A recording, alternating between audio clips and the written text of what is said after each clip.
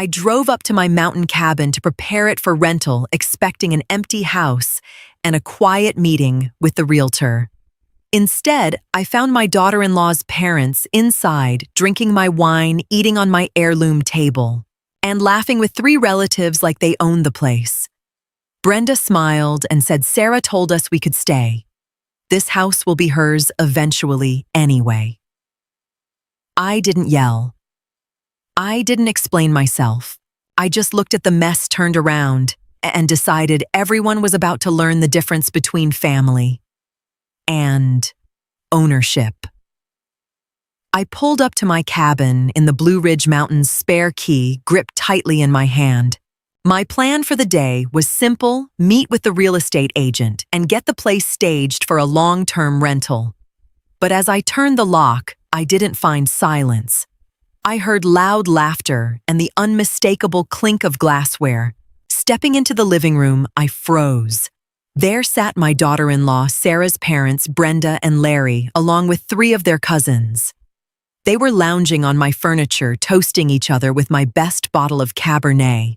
Greasy pizza boxes were scattered across the heirloom cherry wood coffee table, a piece that had been in my family for generations.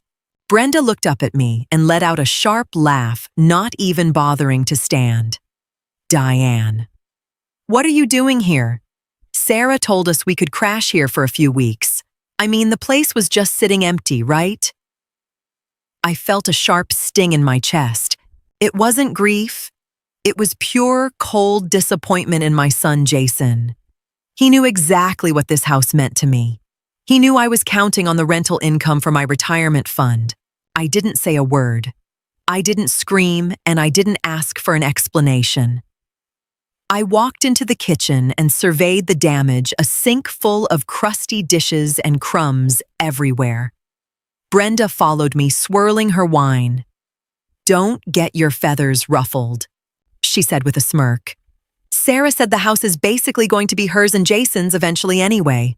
We're just getting a head start on enjoying the inheritance." She grinned at me as if I were a nagging houseguest in my own home. In that moment, I made a choice. I wasn't going to argue. I wasn't going to try to reason with her.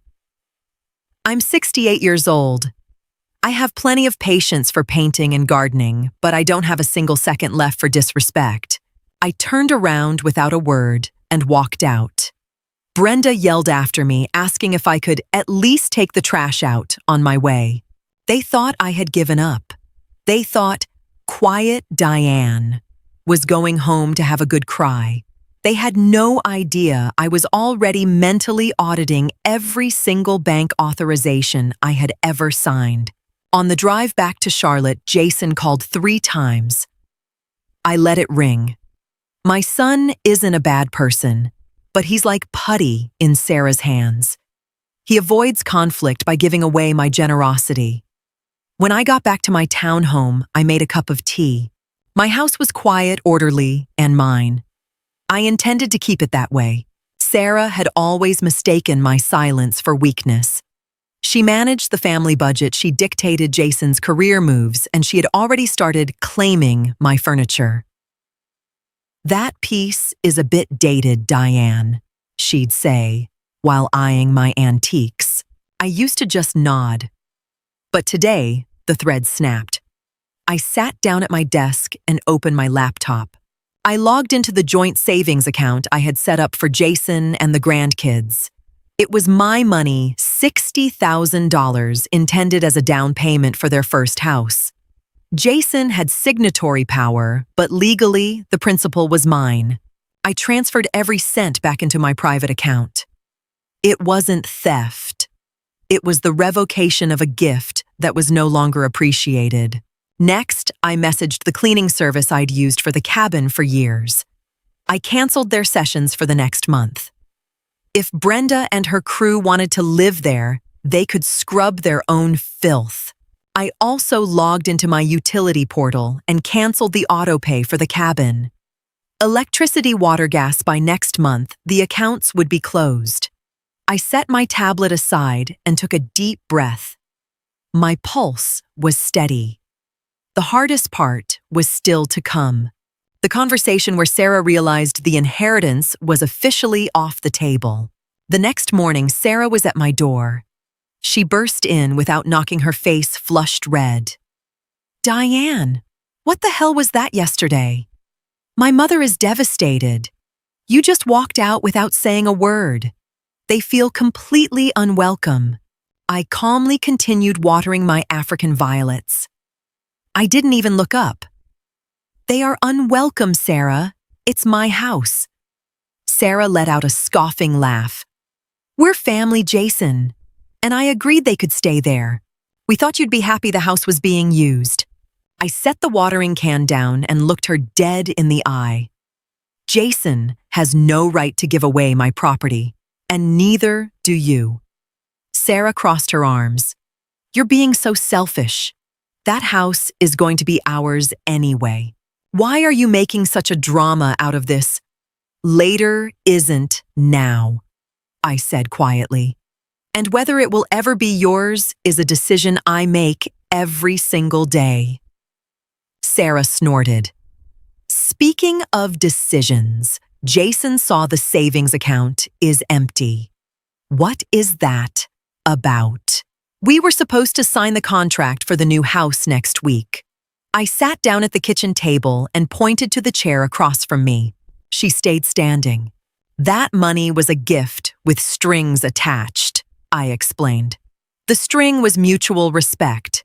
Since you've decided to use my cabin as a party pad for your relatives without asking, I assume you no longer need my financial support.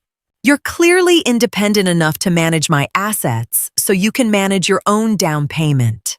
Sarah's eyes narrowed. She looked for a sharp comeback, but my lack of an emotional reaction unnerved her. She was used to me folding the moment she raised her voice. But today, the room was cold. She had no idea this was only the beginning of the restructuring. Sarah stormed out and slammed the door.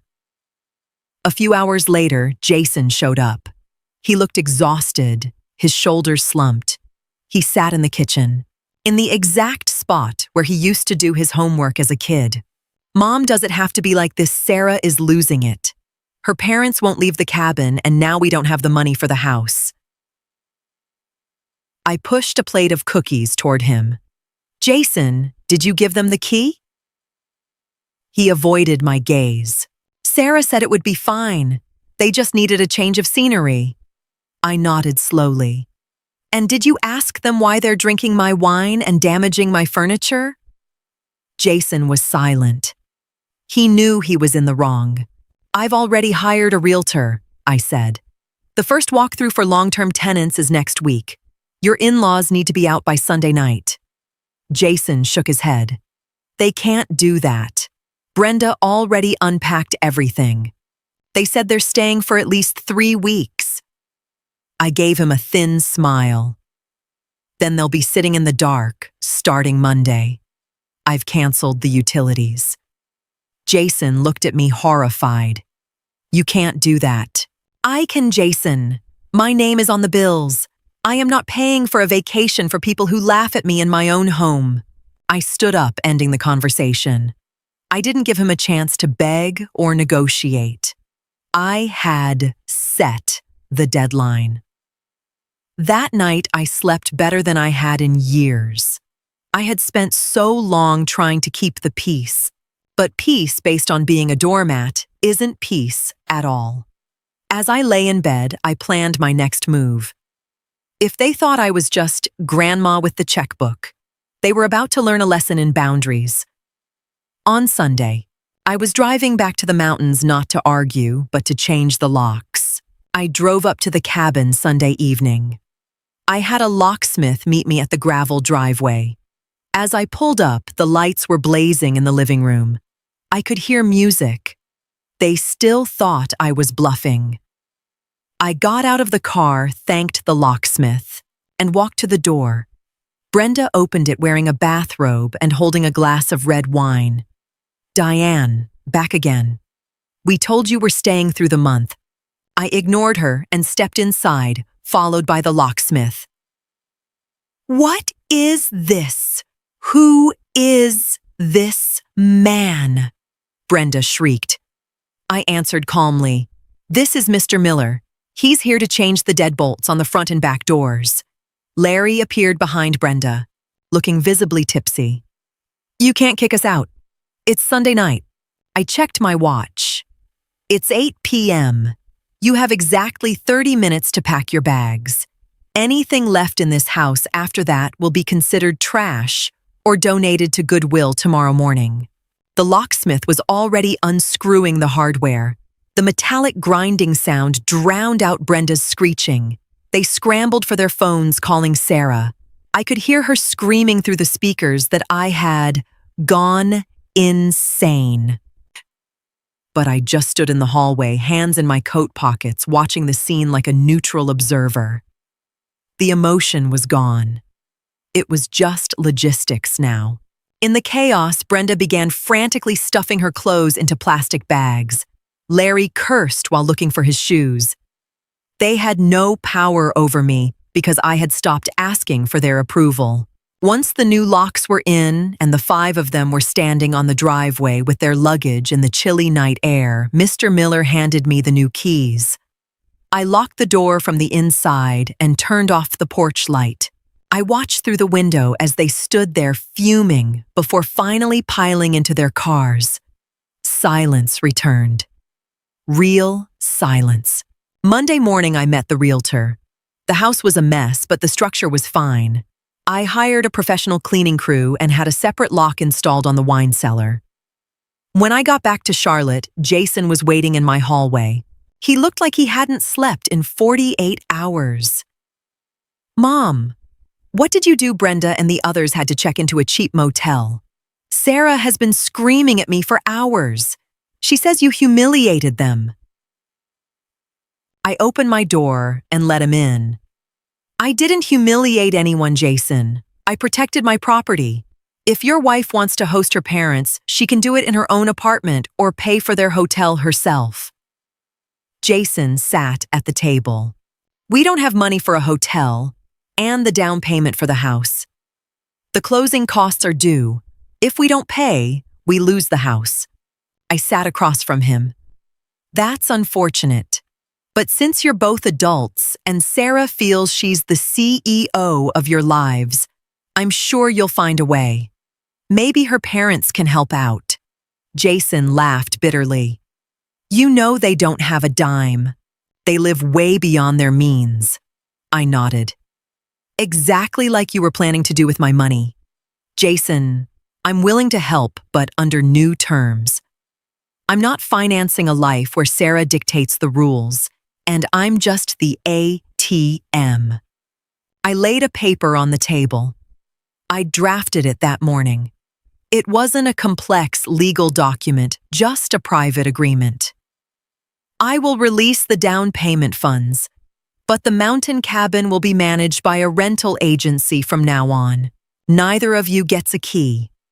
And Sarah will give me a written apology for her disrespect. Until then, the account stays closed."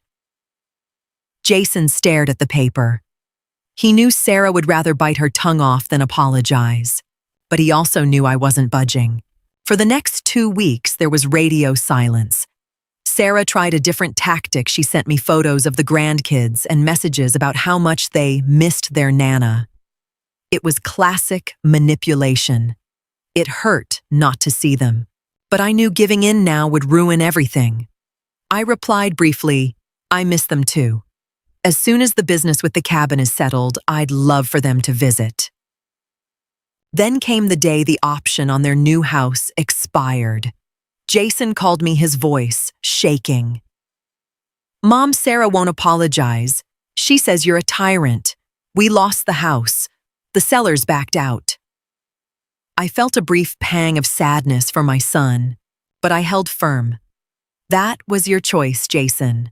Pride doesn't pay the mortgage." Shortly after, the tone changed. Brenda and Larry had to leave the motel because they ran out of cash. They tried to squeeze into Jason and Sarah's small 2-bedroom apartment. Suddenly, their home was cramped, loud, and chaotic. The perfect family image Sarah projected to the world started to crack. Brenda actually called me. She tried flattery first, then accusations. I just hung up. I blocked her number. I wasn't that Diane anymore, the one who spent hours justifying her life. I spent my afternoons at the art museum or catching up with old friends. I realized how much energy I'd wasted managing other people's moods. One evening, Jason showed up alone. He had a suitcase. "I can't do it, Mom. The house is full of her relatives. They're all fighting about money, and Sarah blames me for everything." I stepped aside and let him in. "You can stay in the guest room, Jason. But one condition: we don't talk about Sarah, and we don't negotiate about money. This is my sanctuary." He nodded, looking relieved. The power dynamic had officially shifted. Jason stayed with me for 3 days. He saw how peaceful my life was, how structured and independent. He began to see how Sarah had isolated him to keep control. On the 4th day, Sarah came over. She didn't burst in this time. She knocked. When I opened the door, she looked haggard. Her hair was a mess, and that smug look was gone. "Is Jason here?" she asked quietly. I nodded. "He's still asleep." She started to step in, but I stayed in the doorway. "What do you want, Sarah?" She swallowed hard. "My parents moved out. They drove up to stay with my brother in Virginia. It was a nightmare." I said nothing. I just waited. Silence was my best tool. "I'm sorry," she finally said. It sounded forced, like it pained her to say it, but she said it. "I'm sorry about the cabin and how my mother acted. I shouldn't have let it happen." I looked at her for a long moment. "That's a start, Sarah, but an apology without a change in behavior is just noise." I let her in. The 3 of us sat at the table. I laid out my plan. The savings account for the grandkids would stay, but I would be the sole trustee. There would be no cash for luxuries or to bail out her relatives. If they wanted to find a new house, I would help with the monthly payments, but the deed would stay in my name for the first 5 years. Sarah started to protest, but she looked at Jason. For the first time, he didn't jump to her defense. He just looked at her and said, "Mom's right. We blew it." Sarah lowered her head. She realized the days of using me as a passive bank were over. I wasn't the old woman to be ignored anymore. I was the one who held the keys to the life they wanted to lead. The months that followed were a period of adjustment. Sarah followed the rules, even though I could tell it took everything she had. The mountain cabin was now leased to a lovely couple from Atlanta. The rental income went straight into my account, securing a lifestyle I'd only dreamed of. I organized a family dinner at a nice local bistro. Not pizza in a box, but a proper sit-down meal. Brenda and Larry were not invited. Sarah accepted this without a word. During dinner, we talked about the kids and school. It was polite, civilized. I noticed Jason starting to make his own choices again. He signed up for a certification course that Sarah used to call a waste of time. I helped him pay for it, but I sent the check directly to the school. Control was the only way to ensure my money went where it actually built something. One afternoon, Sarah came over by herself. She brought flowers, nothing expensive, but she'd put thought into them. "I wanted to say thanks, Diane, for taking Jason in when things were so bad at our place." I took the flowers. I love my son, Sarah, but I also love myself. That's the difference between now and then. She looked at me with something close to admiration. "How did you do it, just staying so cold when we were all ganging up on you?" I smiled. I wasn't cold. I was just clear. When you know what belongs to you and what you're worth, you don't need heat to defend yourself. A little light is plenty. In that moment, we reached a new level. We weren't best friends. but there was a mutual recognition of territory. Today, I'm sitting on my patio looking out at my garden. My phone is next to me, but it's no longer a source of stress. I've learned that you can say no without giving a footnote of excuses. I've learned that while blood makes you related, respect is the only currency that keeps a family together. My cabin in the mountains is in good hands. The tenants send me photos of the yard occasionally, and they treat the place with care. Jason and Sarah are in a beautiful home that I co-signed for. They know that my support is tied to their behavior. Some might call that harsh, but for us, it's the sturdiest structure we've ever had. I haven't heard from Brenda since that Sunday night. I hear she talks trash about me to anyone who will listen, but the echo doesn't reach me here. I don't care. I didn't find my peace through a hugs and kisses reconciliation. I found it by taking back my autonomy. I'm not the victim of greedy relatives. I'm the architect of my own golden years. Sometimes I drive up to the mountains when the tenants are away on vacation. I sit on the porch with a glass of wine and just soak in the quiet. The old cherry furniture is exactly where it belongs. It smells like pine and fresh air, not stale pizza. I realized you have to be willing to risk everything, even the relationship with your only child, to save the truth.